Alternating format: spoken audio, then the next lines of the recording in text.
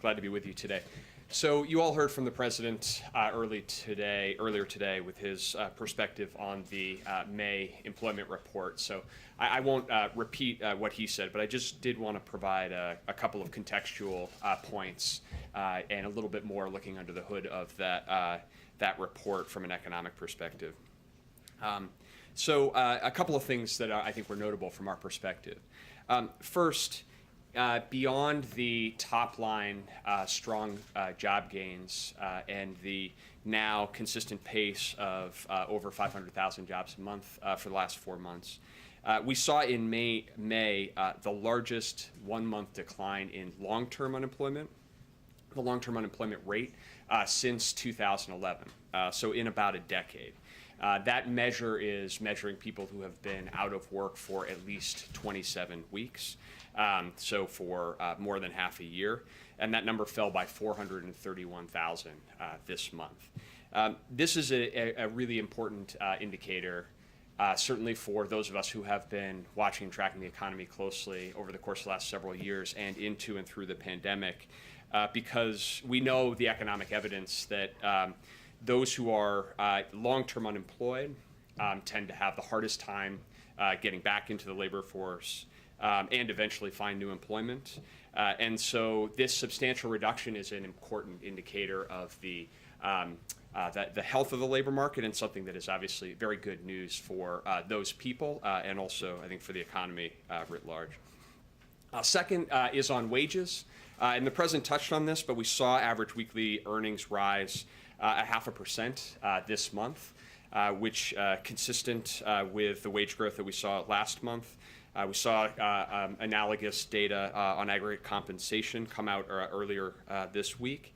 And this again is it's good news for the American worker, and also consistent with what the president was talking about when he went to Cleveland last week, around looking at the broader goals of our economic recovery to drive toward full employment and to put our economy in a situation where we see sustained job gains, but also wage gains for American workers.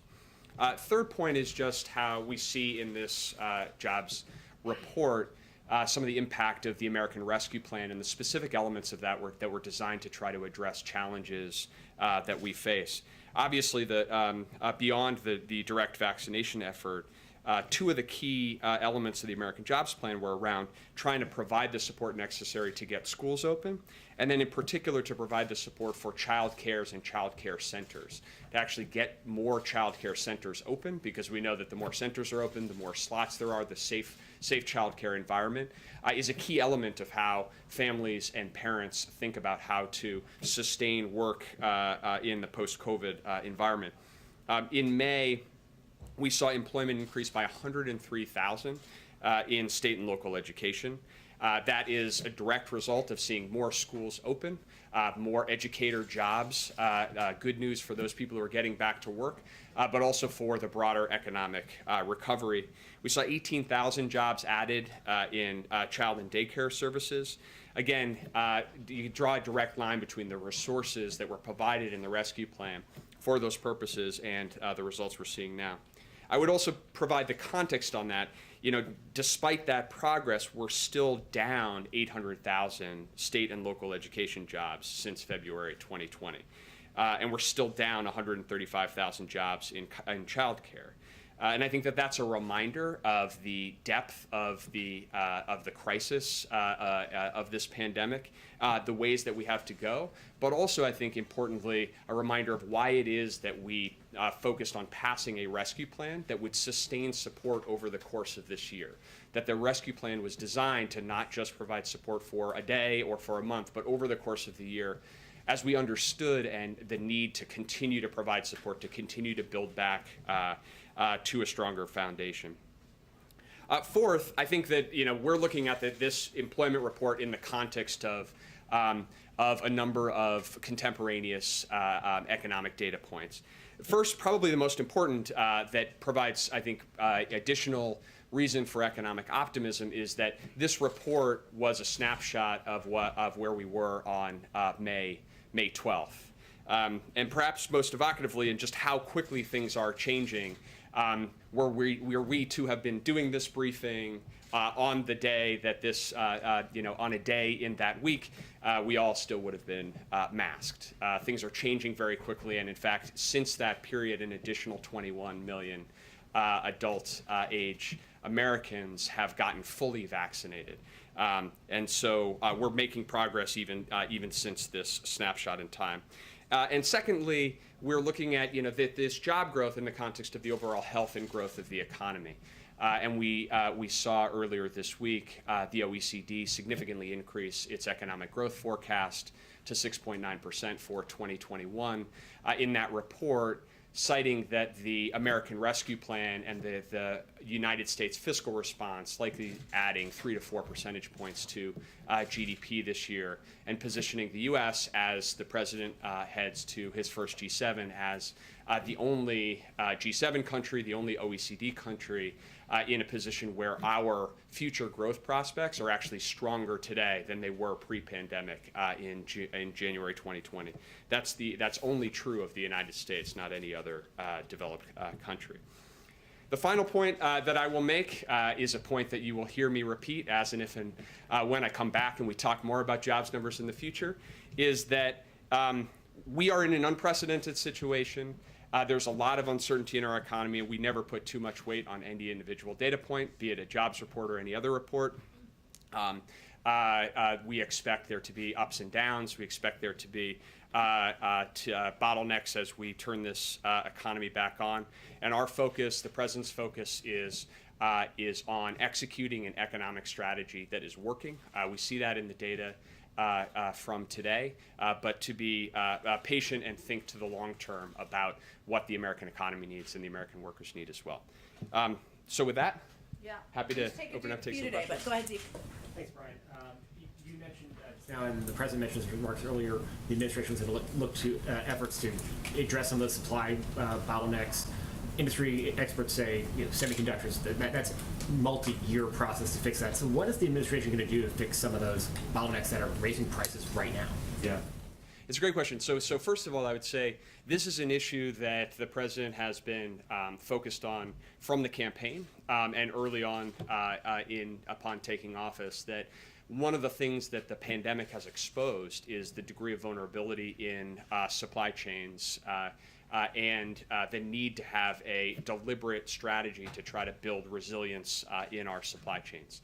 So that's why the president actually on February 25th signed an executive order tasking an all-of-government approach to try to look at supply chain challenges across a set of 4 critical areas, one of them being semiconductors, but also to launch a longer-term effort to look at supply chain vulnerabilities and opportunities across sectors of the economy.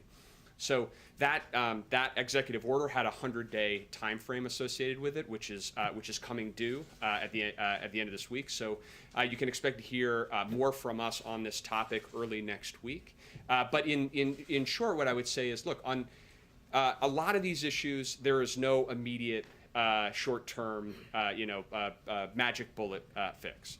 We have been at this issue of semiconductors now for some time. We've been spending an enormous amount of time with industry participants up and down the semiconductor supply chain. We've identified some very concrete solutions that we need to take, and thinking about a long-term strategy to actually build resilience so that we're not left vulnerable the way that we have been to supply chain challenges in the future. Some of that is working on bipartisan legislation to actually fund a dedicated strategy to build out a domestic semiconductor industry in the United States. We're making a lot of progress on that front and are optimistic there. The other thing that we will be looking at is some areas where we have seen over the course of the last 100 days bottlenecks emerge that are more short-term in nature, that may not connect to a longer-term geostrategic or strategic supply chain issue, but are blockages in part because we're seeing demand come back in some areas faster than people anticipated. So whether that's in housing and construction materials or in transportation and logistics, those are areas where, building on the all-of-government approach that we have in place, we're going to intend to really zero in on, are there pragmatic issues that we can help facilitate And some of that is bringing the right industry actors around the table to really understand where those bottlenecks are and whether there are ways to unstick them. At the end of the day, a lot of that issues are transitory, associated with turning an economy back on and supply and demand mismatches that the market will work through. But we want to be doing everything that we can to try to help facilitate practical solutions where they exist. So we'll have a lot more to say about the specifics of that, but I think that hopefully gives you the context. So last month, President Biden assessed that federal unemployment benefits had not contributed, or he didn't see much evidence to the more lackluster numbers. Is that still his assessment for this month? And given how many states are now going to end them through the month of June, with the president's comments earlier today about them expiring in 90 days, should other states consider ending them sooner, or could that money be used elsewhere? So I'd say a couple of things about that. I mean, the first takeaway from this report is that we're seeing really robust job growth. And we're seeing, in fact, historic job growth in the context of historic economic growth. So we find ourselves, the American economy now, the economy is growing faster than any other major economy. Jobs are growing faster than any other major economy. So that's the immediate context. With respect to the UI benefits, you heard the president earlier today. That program was designed as a temporary lifeline. The UI program itself provides a critical support network to the American people and the American economy. And the temporary boost is slated to now expire in 90 days, and as the president said, that's appropriate. With respect to some of the state changes, just the important context, which I think was implicit in your question, but just to be clear, is that none of the states have actually eliminated any benefits yet. Some states will initiate that process over the course of the next several weeks, but in many cases, what we're talking about is states making changes to benefits for 4 weeks, 6 weeks, 8 weeks before the expiration that will happen under current law. So as we look at where we are in the economy, we see strong job growth, 500,000 jobs a month on average last 4 months. The U.S. outpacing every other major economy in the world, and we see reason to really focus on what are actually going to be the drivers to accelerate this recovery and then sustain it for the long term. And that's where you'll see the president's continued focus is on finishing the job on vaccinations, delivering benefits to get schools open, to get childcare available, and focusing now is the right time to focus on what are those investments that are actually going to sustain us, not just through a rapid recovery, but into full employment and the kind of productive investments that you see in the jobs plan and the families plan. I didn't. Gotta be the last one though. 'Cause we've gotta go My to question was similar to Monica's, so I'll ask another one. How do you explain the drop in construction jobs last month? Wasn't this a sector that was actually revving up? Yeah, so it's a great question. I think if you look under the hood in employment in the establishment survey, what you see in May is job gains very broad-based across almost all sectors. Job gains. We did see a reduction in construction. I think that the first thing I would say to that is that in any given month you see some movements up and down, and so you never want to read too much into one month. But you saw construction jobs increase in the prior month. We saw manufacturing jobs decline in the prior month and up this month. I think, so you don't want to read too much into one individual month, but I do think that some of this is connected to the prior question, where we are, as this economy recovers, we're seeing some supply chain bottlenecks. We're seeing some mismatches between supply and demand.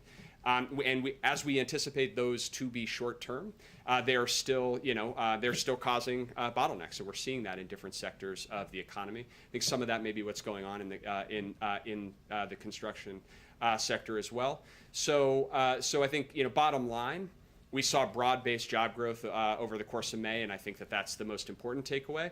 And at the same time, you can expect the administration to be really laser focused on those places where we are seeing those bottlenecks, trying to make sure that we're doing everything that we can in a practical level to try to help unstick those temporary issues. I just want to clarify really quickly, because you didn't say yes or no. Does the president still feel that these enhanced jobless benefits are not discouraging people from finding jobs? The president, I'll just restate what the president said today. The president believes that the temporary unemployment benefits and the temporary boost to those benefits has provided a critical lifeline. That lifeline was designed to be temporary and to expire in about 90 days, and that's appropriate. And I would also just put that in the context of that is a very short-term issue where most states you're talking about a set of weeks. And really, as we look forward and are focused on what are the things that are really going to drive the durability of this economy going forward, you're going to see the president continue focus like a laser on the vaccination program. The president identified and recognized before coming into office that there would be no economic recovery if there wasn't a viable vaccination strategy. We're seeing the progress in the vaccination strategy help to drive economic gains, help to make it possible for more people to feel comfortable and capable to go back to work. And we anticipate that as we continue to succeed on that front, we continue to make investments in things like school opening and childcare and otherwise, we're going to be able to sustain this progress going forward. Thank Do you have a you, status Brian, report very on much. infrastructure? The infrastructure talk? We will have a status report on that later this afternoon, Yes. so stay tuned. More to come. Thanks, guys. Okay, thank you so much, Brian. Let's do this again next month. Okay, couple of items for all of you. Starting this weekend, as we noted the other day, we will, and with collaboration and support, we will be launching our National Month of Action. So that is exciting. We've outlined a lot of those specific details, but it's starting this weekend, so wanted to note that. Also wanted to give you all an update that today the U.S. government delivered 1 million doses of the Johnson & Johnson vaccine to the Republic of Korea. The friendship and alliance between our two countries run deep, especially in times of great need and hardship. As was noted when the president hosted the South Koreans here just a few weeks ago, this was done in order to ensure the safety and readiness of U.S. and ROK military forces. And today, thanks to a whole of government effort, we are delivering on that promise. And I would just note again that our plan, our commitment to deliver 80 million doses is 5 times more than any other country and 13% of the U.S. supply, and we're committed to doing that by the end of June. Also would note the Vice President is traveling to Mexico and Guatemala next week in her role overseeing diplomacy toward the Northern Triangle and Mexico. She lands in Guatemala on the evening of June 6th. She'll be on the ground there until the evening of June 7th before flying to Mexico. Then she'll be in Mexico until the evening of June 8th. She'll meet with the president of Guatemala, the president of Mexico, and as well as community leaders, innovators, entrepreneurs, and U.S. Embassy personnel. And I'm sure they'll do many readouts from there. The week ahead, on Monday, the president will meet with NATO Secretary General Stoltenberg at the White House.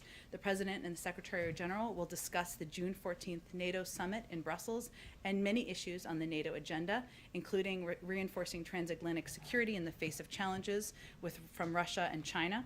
They will also discuss adapting NATO to address threats like cyber attacks and climate change, while continuing to ensure a more equitable sharing of responsibility among allies. As we've said, revitalizing our alliances is a priority for this administration, and our alliance with NATO is a big part of that. As you all know, on Wednesday, the President and First Lady will also be traveling to the United Kingdom for their first stop, for their first overseas trip, and we'll have one of the members of the National Security Team, hopefully at the highest level. We're working out schedules on Monday to do a full preview of the trip for all of you. Last thing I would note, I think that was it actually. Zeke, go ahead. Thanks, Jen. Looking ahead to that trip, the back end, Yeah. with Russian President Vladimir Putin, he had some comments today where he was suggesting that he was not expecting any concrete breakthroughs. I was hoping you could describe what the president hopes to get out of that meeting, and is the president going to commit to raising issues like the imprisonment of Navalny, the imprisonment of American citizens in Russia directly with President Putin face-to-face? Well, first I would say that the president never holds back in raising human rights issues, the detainment of activists with the Russian president, and certainly as our readout made clear when he spoke with him directly, he didn't hold back in that conversation. I don't expect he will when they meet in 2 weeks at the summit.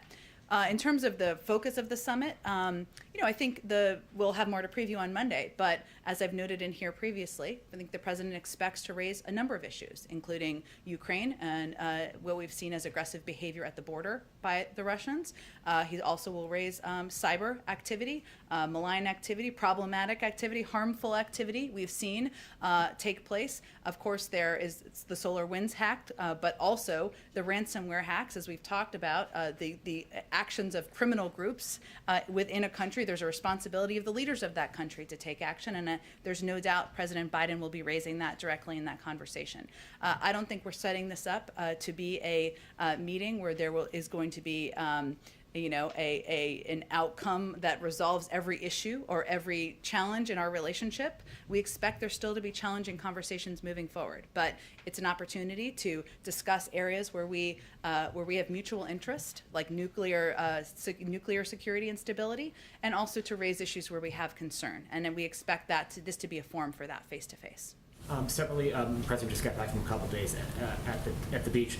Heading into the summer travel season, should we expect to hear from the president encouraging Americans to travel, particularly domestically, as a way to stimulate the economy to spend their money here at home? Is sort of as the pandemic seems to be waning and travel does seem to be picking up. Is there going to be a pivot on the part of the president going forward to encourage Americans to sort of get out there and spend their money? Well, I think the president will continue to encourage Americans to safely get out there into their communities, especially vaccinated Americans who are safer to travel, to go to restaurants, to not wear masks. And certainly we abide by CDC guidelines, as you know, but the president went to a restaurant just last weekend with the vice president, last weekend on Monday, with the vice president. They had a meal, something he hasn't done a lot of. Most Americans haven't done a lot of over the last year and a half. So certainly he will lead by action and continue to encourage Americans to take advantage of the benefits of being vaccinated, and for those who are not vaccinated, to get a shot so they can take advantage of those benefits themselves. And just one last one for me. For this Friday, has the president been briefed on the unidentified aerial phenomena report, and is he satisfied with the conclusions? Does he want additional work in that space? Because it's Friday, it's always a little wacky on Friday. So let me first say that we know there have been press reports about the status of this report. This is a DoD report, and so I would certainly refer to them on the status of the report. Their work with ODNI is ongoing. The team's actively working on it, but it's not at a conclusion phase, as I understand, and as I think they've commented from their building. I will say that we take reports of incursions into our airspace by any aircraft, identified or unidentified, very seriously, and investigate each one. Safety and security of our personnel, of our operations, are of paramount concern. There's a requirement to put out this report, and certainly our appropriate teams are working on finalizing Was it. the president briefed on it, or has he I been don't briefed have on any it? update on internal briefings, no. Go ahead. There seems to be a bit of a shift in tone here, because last month the president was pretty adamant that he did not believe that these enhanced unemployment benefits were playing a role or factoring into people's decisions not to get back into the jobs market. Today, though, he's underscoring that these benefits are simply temporary, set to expire in 90 days. So which is it, yes or no, does the president believe that these unemployment benefits are playing a role here? Well, I think we shouldn't lose sight of some basic facts here, which is that those governors who have made the decision, as they have every right to do, to pull back on unemployment benefits, or not accept them, I should say accurately, that hasn't even taken effect in any state across the country. So in terms of how we're evaluating the impact, we haven't even seen the impact yet. That takes effect in June. It is important for people to understand factually that the president, no one from the administration has ever proposed making these permanent or doing it over the long term. And sometimes I think that was just an effort to make that clear in the public.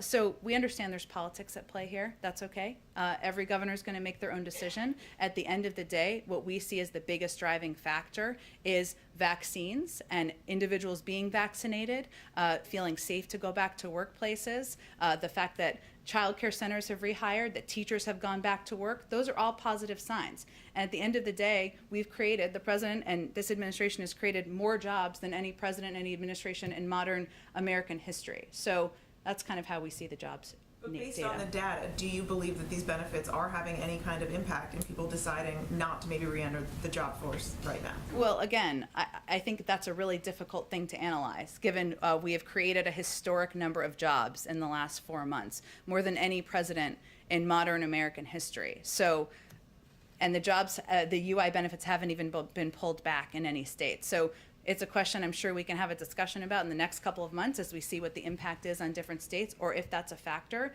But we think the biggest factors overall are more people getting vaccinated, more people being comfortable and feeling safe going out into the workforce. And that's where we feel there's going to be an encouraging upward trend. I guess I'm trying to understand what happened in the last month, though, because last month you said you didn't see any indication of that when looking through the data.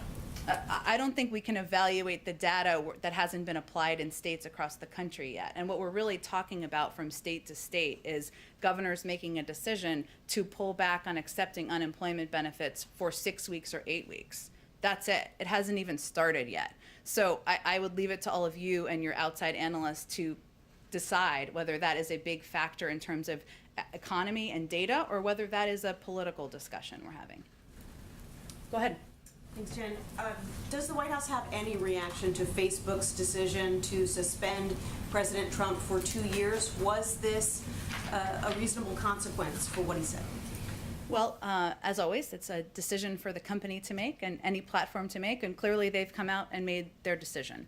Our view continues to be, though, that every platform, whether it's Facebook, Twitter, any other platform that is disseminating information to millions of Americans, has a responsibility to crack down on disinformation, to crack down on false information, whether it's about the election or even about the vaccine, as we're trying to keep the American public safe and get more people or return to normal out in society. And I think as we look at it, we learned a lot from President Trump, the former president, over the last couple of years about his behavior and how he uses these platforms. Feels pretty unlikely that the zebra is going to change his stripes over the next 2 years. We'll see. So does this decision validate what President Biden has repeatedly said about Mr. Trump, which is that words matter? Well, I don't know that it's a validation. I think the president isn't the only one who thinks that. Words do matter. Words do have an impact. We saw the impact on January 6th of words on social media platforms, and we've seen the impact of words as it relates to disinformation traveling around the vaccine, around election integrity. So, of course, we think words matter. This is a decision by a private sector company. We'll see what their evaluation is a couple of years from now and what other steps they can take, most importantly. Go ahead. Jen, our reporting indicates that the Biden administration is considering counter cyber attacks to stop the ransomware criminals in Russia. How big a factor is the upcoming summit in that decision making? Is there a concern that if you did that before the meeting in Geneva, it could derail the talks? And if it doesn't happen before then, what message does it send to Russia after these multiple cyber intrusions? Well, let me first say that we always reserve the option of responding to behavior or actions that are unacceptable and are harmful. And some of those responses are seen and some of them are unseen. And we typically don't give a timeline on that in a public capacity. But I will also note to you that when we announced the invitation to have this discussion, it was also in the same time period where we announced the sanctions that we were putting in place in response to harmful actions by the Russian government, right? In response to SolarWinds, in response to their engagement in our own election. So we expect this is diplomacy in action here, right?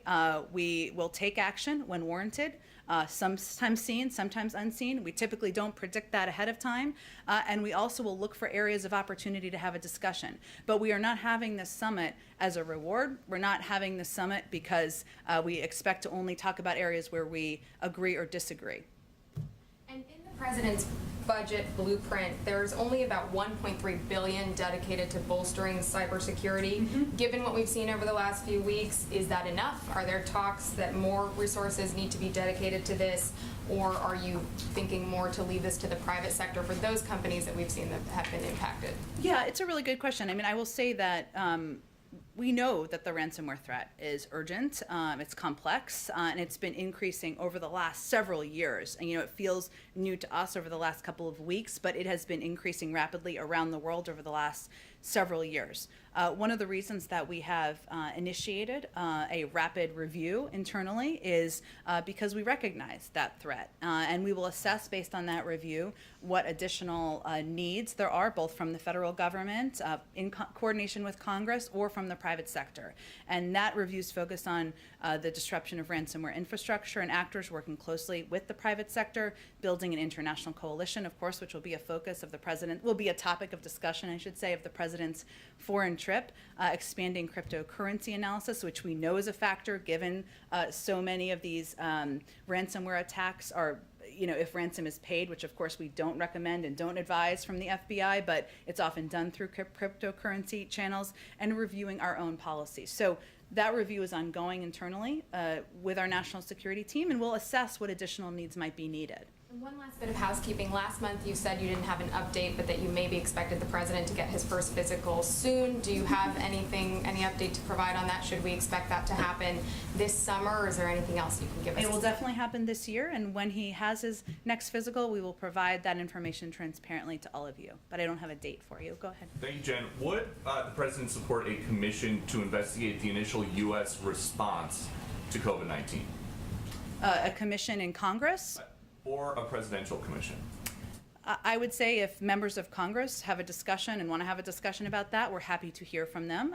But our focus right now, as you know, Peter, is on our own internal investigation, or our internal process, I should say, using all of the resources of government, tapping into our data and science experts to see what more we can determine over the next 90 days or less than 90 days about the origins of the pandemic. Mike Pompeo is now saying that when he was the Secretary of State and he was trying to investigate the origins of COVID-19 there, the NIH folks were trying to suppress what he was doing. So is there any concern from the White House that there may have been people at the NIH who are making policy decisions based not in science, but based on their personal political beliefs or preferences? Well, I really don't have any analysis of the last administration's We're still over there, and you see how they operate. Here's what we know, Peter. We know that Dr. Fauci and many members of the NIH team, medical and science experts, because of their work over the last 10 years, we have developed a focus and effort and apparatus to fight this pandemic, and we are grateful to them for their work. Everybody wants to get to the bottom of the origin. Former Secretary Pompeo, President Biden, Democrats and Republicans across the board. We all share a concern about the challenge, and that is the intransigence at times by the Chinese in providing data and providing information. We share agreement on that. We all want to get to the bottom of what happened here. And you mentioned Dr. Fauci. There have been these emails that have come out through a FOIA request that make it seem like we knew that he had his hands full at the time trying to figure out what to do. But it seems like there were times that he was saying one thing in email and then coming to this microphone and saying something else. If that is the case, and if that affected the U.S. policy posture at the time, should he be held accountable? Well, I've talked a little bit about Dr. Fauci, and Dr. Fauci has been out doing several interviews himself and answering questions on these emails and questions that you all may have. Dr. Fauci is a renowned public servant. Civil servant, I should say, career civil servant. He's overseen management of multiple global health crises, and the attacks and attacks launched on him are certainly something we wouldn't stand by. I understand there's interest in the emails. He's answered a lot of questions on the emails. I don't think I'm going to have much more to add on them from here. Do you think the attacks are political against Dr. Fauci? I'm going to let Dr. Fauci speak to his own defense of his emails from 17 months ago before this president even took office. Okay, and then finally, does President Biden have a position on gain of function research? Well, we have not, as Dr. Fauci has actually said repeatedly, we've never approved any funding for gain of function research in Wuhan. I know that's, I think, why you're asking the question. I believe some may have been approved, or there was funding approved during the prior administration. There's a framework, I should say. This is not meant to be a criticism of funding and how it's approved through different NIH programs, but I would send you to them to give more of an explanation of the funding mechanisms. And just since you mentioned Dr. Fauci again, can you imagine any circumstance where President Biden would ever fire him? No. Go ahead.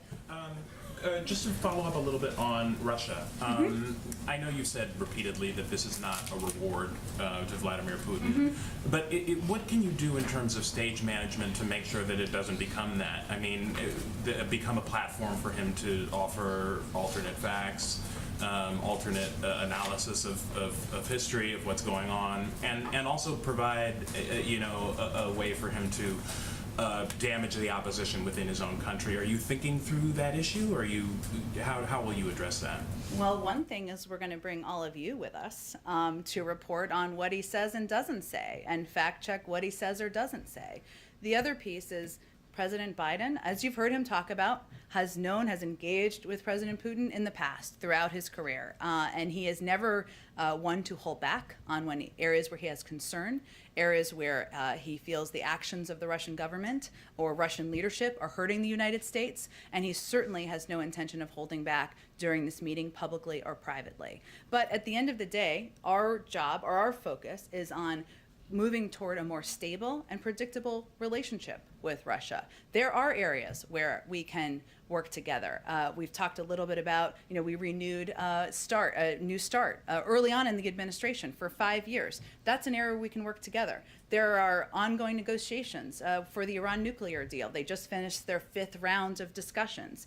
Russia is a member of the P5+1. We can have a discussion there. At the same time, we also feel that no country should be, has a responsibility not to harbor criminal individuals who are launching ransomware attacks. And that will certainly be a part of the discussion as well. So you're right. When we have conversations with leaders we disagree with, where we have some adversarial components of our relationship, it is important to send the message that we're not validating their actions. In fact, we're calling them out on it. But it is also an opportunity face-to-face to raise those issues and also to hopefully move toward a more stable and predictable relationship moving forward. And on infrastructure, is the corporate tax hike that was originally proposed, is that pretty much dead now? Can we expect to see it in reconciliation? And is there anything else that President Biden plans to offer when he speaks with the senator today? Well, since you gave me the opportunity, Trevor, I think there's an important note here. One is that we didn't talk a lot about the book line taxes that the president talked about yesterday, that we've talked about a little bit yesterday, the 15% tax that these companies, we're asking these companies, or we think these companies should pay, that pay no tax. That was in his original American Jobs Plan proposal. It was in the lengthy fact sheet I'm sure Reuters wrote many stories about. So that was a component that we didn't have a lot of a public debate about, but it has been something he talked about on the campaign. It's in our budget. It was in his American Jobs Plan proposal. In terms of the corporate tax increases, that was also proposed and certainly has been more of a public component of our discussion. That's something he continues to believe corporations can pay more money, that's a way to fund his bold ideas. There are a lot of ideas that he wants to move forward on, whether it's extending the child tax credit, universal pre-K, proposals that he has put forward in the American Families Plan, which we are looking forward to having a continued discussion about. And there are also a range of pay-fors he has proposed. And that 15% minimum that you just brought up, is that, did you bring that up because that's something that Yellen is pursuing on the international stage? No, separate. I'm glad you asked that question. Separate issue. I know it's confusing because the 15-15. Separate issue. There is a discussion, as you noted, on the global stage about a global minimum tax. But this is a proposal the president talked about on the campaign trail. He proposed in his American Jobs Plan and also in our budget that would require, would have companies that didn't pay any tax, wouldn't allow them to pay zero tax. And so we see it as a separate entity. We still believe the tax rate should be higher than that, as the president has proposed for a corporate rate. Go ahead, Josh. Can you give us a sense of what your expectations are for their discussion? Is it by phone, for instance, with Senator Capito? Oh, sure. Are we any near the decisional process for a point for the president? Sure. So they will be talking by phone, President and Senator Capito this afternoon. He'll also be talking with Congressman DeFazio, and we will be doing readouts of those conversations. They're happening this afternoon as we speak, perhaps, but we will provide readouts. I'm not going to obviously prejudge conversations, but I would say for the conversation with Senator Capito, they've had good faith discussions. There are areas where, of course, the president has priorities where he'd like to see more, including more investment, but also areas including electric vehicle investments, rebuilding veterans hospitals, and that's part of the discussion, as well as pay-fors. And as Trevor just asked about, but as we talked about yesterday, what the president put forward, he looked at all of his tax proposals, and what he put forward are ways to pay for an infrastructure proposal that shouldn't cross any bar or line for Republicans in the Senate who say they won't touch the 2017 tax plan. So I think the question really on that front is, do you think these companies should pay no tax at all, or 15%, which is very valuable, supported by 85 or 84% of Republicans in the country? Does the president believe he's running out of time to try to reach a deal, or is there runway left? There's runway left. He's going to have these discussions. There are Democrats and Republicans who are talking with each other. We're going to engage with them as well and continue to have a discussion with a range of interested leaders in Congress about how we can come together to make a historic investment in infrastructure. There are some realities of timelines, including the fact that Congressman DeFazio is leading the markup of key components of the American Jobs Plan next week, key infrastructure components where there is a big overlap. There is a lot of interest and excitement by many Democrats in Congress about that. So it's not unlimited, but we have an opportunity. He's going to talk to Senator Capito this afternoon. We're going to see how those conversations go. We're going to keep a range of pathways open to move these bold ideas forward. Briefly, Brian Deese talked about the supply shortage issue. Can you talk about any particular types of supplies that we're talking about? So with regards, for instance, to the construction job gains that were pretty sluggish. What are we talking about here? Lumber? Like what are the powers the government has to try to address those? Well, I know you've covered this closely, as have others. Lumber is certainly one of the areas, and we've seen an impact on the housing market in part because of a shortage of some of these supplies that's having an impact on new builds, that's then having an impact on the pricing for homes that have been around a longer period of time. I know you know this, but just to catch everybody else up. Okay, so we've seen that impact, and we have been doing this 100-day review, certainly looking at how we can address those challenges and issues through the role of the federal government is what we'll talk about when we have more details to share, and hopefully that will be next week. Are tariffs a way that you can address supply shortages? I'm not going to get too ahead at all of where we will come down in our final rollout of our supply chain review process. Go ahead, Caitlin. Is the president expecting a counteroffer during this conversation with Senator Capito today? I think the president's expecting they're going to have a discussion. Part of negotiation is seeing how you can come closer to each other. He's obviously come down quite a bit in what he originally proposed, and hopefully they'll have more they can add to their proposal. But we'll see. But it's a discussion, not an exchange of paper. Well, you described Wednesday as a discussion too, but President Biden made a counteroffer kind of to them on Wednesday. I think that might be over-formalizing the discussion. There's a discussion about where there might be areas of agreement. Then obviously she may have to take things back. He may have to discuss on our ends with Democratic leadership. So it's more of a discussion and where we can find common ground, hear each other out, and we'll see if this continues to be a viable path forward, and we'll continue to pursue a range of paths. Thank you. And on these ransomware attacks, does the president view those as a national security threat? I certainly think the president views those as a rising national security concern and an area where we need to continue to keep our focus, keep our assets, focus on energy and brain power on what we can do to address it. That's why we launched this rapid review to take a look at these 4 areas of focus, including our own approach through the U.S. government, including how we work with the private sector, including cryptocurrency, and also including what role we can have on the global stage. So certainly this is a priority to him and an area where we will be spending a significant amount of time in the coming months. Okay, and my last question, just on the enhanced unemployment benefits, you said that you can't really make a determination because because no states have actually cut them off yet, the states that are pulling out of the program early. But if nothing has changed, shouldn't you be able to maintain the president's pretty unequivocal position last month that they are not encouraging people to stay home? Well, if we had that concern, we would be ending them. We're not. I mean, there's still 7 million people who are out of work, right? And we're talking about $300 benefits for 3 more months. I think the point I was trying to make, and I think Brian was trying to make, is that the governors who have made the decision, which they have every right to do, to pull back on these benefits, are really talking about having them for 6 weeks or 8 weeks less than we would already intend to have them. So I think the question is, do you think Americans, given 7 million are still out of work or more than that, could benefit from 8 more weeks or 10 more weeks of these $300 unemployment benefits? Our view is they can and they should, and that's an extra helping hand we can give to millions of people across this country. Some governors disagree. That's okay. At the end of the day, in early September, these benefits will no longer be a part of the plan. Thank you. Go ahead. One quick thing, housekeeping on Russia, and Sure. then I have something on Israel. You mentioned a few moments ago that the press will be with the president when he attends the summit in Geneva.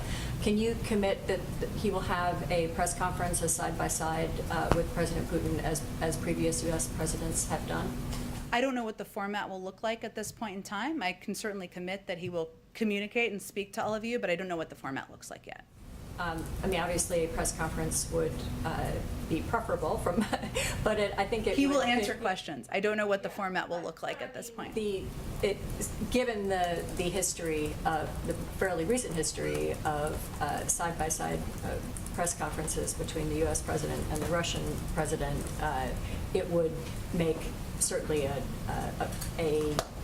it would be an opportunity for us to ask the kind of questions of both presidents that I think our president might want to answer. Well, I know that we will make President Biden available to all of you, and I certainly hope my Russian counterparts makes President Putin available to all of you as well. I don't know what the format will look like at this point. On Israel, we're a couple of clicks closer to the formation of the new government. Have there been any developments here in President Biden's interaction with either the existing government or the new government in formation? No, not at this point. I think we're going to allow for that process to move forward, and as you know, it may be a little bit more time before the final formation is completed. What is the plan for his interaction with the new government should it be formed? Well, we have a long and abiding relationship, strategic relationship with Israel, and that will continue to be the case no matter who is leading the country. Would he call Prime Minister Bennett upon the formation of that government? I don't have any calls to predict for you, but certainly he will continue to engage with his counterparts in Israel and many countries around the world. Lastly, were you able to nail down whether or not he had actually ever met Naftali Bennett before? You did ask that question. I'm sorry, I did not ask him. I will follow up and see if I can find that out. Yeah, no, well, Naftali Bennett, you would remember the years he was the chief of staff to Prime Minister Netanyahu. We'll have to do a little data tracing here. Yeah, okay, go ahead. Thanks, Jen. On the vaccine announcement from yesterday, Yep. Can you give an idea at all of how many doses we can expect? Are there going to be monthly surplus shipments going out to other countries? And would they follow the same 25%, 75% sort of breakdown? Are there any discussions about that? 80 million doses by the end of June. In future months, I mean, it was said yesterday we can expect more this summer. So That's right, and we're going to continue to provide part of our supply to the global community, but I don't have anything to predict for you beyond that. Right, and on infrastructure, can we expect the president to meet with Senators Romney and Manchin at all as one of the pathways that the White House is exploring?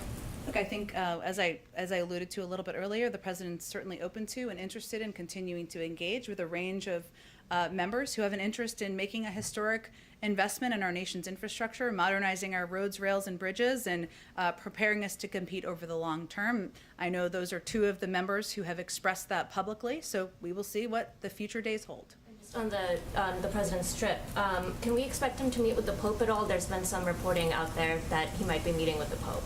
That's surprising. I don't think you can expect that on this trip. Go ahead. Thanks, Jen. Again, on the issue of the COVID vaccines, can you talk a little bit about the timing? I know you said by the end of June, Yeah. I think, but how soon can the other countries start expecting to receive these vaccines? And also, how are you prioritizing which countries will get them first? Sure. Well, first let me say, I mentioned a little bit earlier, 80 million by the end of June. Obviously, 25% of those are going bilaterally to countries. We're going to get those doses out, those 25 million, as quickly as we can, and we'll provide you updates as those doses go out. So I had an update this morning about or this afternoon about the doses that went out to are okay, and we'll continue to have more updates on those doses. The additional doses, the 75%, which are going through COVAX, we've put out kind of our prioritization of the regions that those will be going to, and part of our focus right now is on the Herculean logistical challenge of getting these vaccines out to the right places. This is one of the reasons that we're doing a large percentage of them through COVAX, because of their capability to do exactly that. But just to step back, and as a reminder, this is not just kind of shipping these doses overseas. This is also ensuring that we can get them to the right places, that they have the ability to put them in arms, that they are at the right temperature. And so these are all factors we're considering as we're determining how to get them out and the pace in the weeks ahead. One more. The U.S. and the EU have begun discussions on lifting tariffs on steel and aluminum imports. I'm just wondering if you have an update on what kind of progress, if any, has been made in those talks, and if you expect this issue to come up during the G7. Well, we certainly expect that our G7 partners will raise a range of issues of concern to them and a focus, and certainly I'd let them to speak to what those are, but the tariffs could be one of them. I don't have anything to predict for you or preview for you. I have to wrap this up in a minute, but Jerry, I'm just going to go to you because you haven't been here since I've been here. I have not. Okay, good to see you. Good to see you. Kind of a parochial Buffalo question. Okay. The Canadian border has been closed for a very long time. Yeah. There's a lot of concern about that in all the northern tier states right now. And Prime Minister Trudeau has said that he has to get 75% of the people in his country vaccinated before the border reopens. That being the case, would the United States consider opening the American side of the border first before Prime Minister Trudeau would do that? Or does there have to be a binational agreement? Well, I'll first say that as it relates to borders, Canada or Mexico, we really rely on the guidance of the CDC and our health and medical experts. So in terms of how they look at the data and information, I would point you to them and whether they would do that in a preliminary fashion or not. Certainly any discussion about reopening a border would be done in part through diplomatic channels, but we really are relying and waiting on the guidance of the CDC before we make any next decision there on the border. And how much concern is there in the White House about the fact that here we are, it's a summer travel season, there's a lot of concern in those northern border states about the economic impact as well as the personal impact on people who may, couples that may be separated by the border? Yeah. We're very sensitive to that, Jerry, and we certainly know that many people want to not just get back to normal, but be able to travel, be able to see loved ones, some living on different sides of the border, be able to go to restaurants and shop and even do things along those lines. And we're eager to get back to normal, whatever that means, including reopening the border. But we have a responsibility during a global pandemic, which we're still fighting every day, to rely on the advice and guidance of our medical experts. Okay, I think we have one more question Does here. the administration remain committed to waiving vaccine patents at the WTO? Today, the EU submitted a counter-proposal saying that they don't want to do that, and will the president be pushing for this issue at the G7? Our position hasn't changed on that. I think we have one question. Okay. Hello to our virtual Melissa. Hi, Melissa. Thanks for joining us. Hi, thank you. Right now, approximately 16 million public school students in the U.S. live in homes that lack high-speed internet. The president released a plan to ensure that people in rural areas will have internet access, but reports show that 13.6 million urban households also do not have internet. Many can't afford it. What does the administration plan to do to increase home internet service for families in low-income urban neighborhoods? Well, it's a great question, and Melissa, thanks for joining us, and hopefully you weren't waiting too long.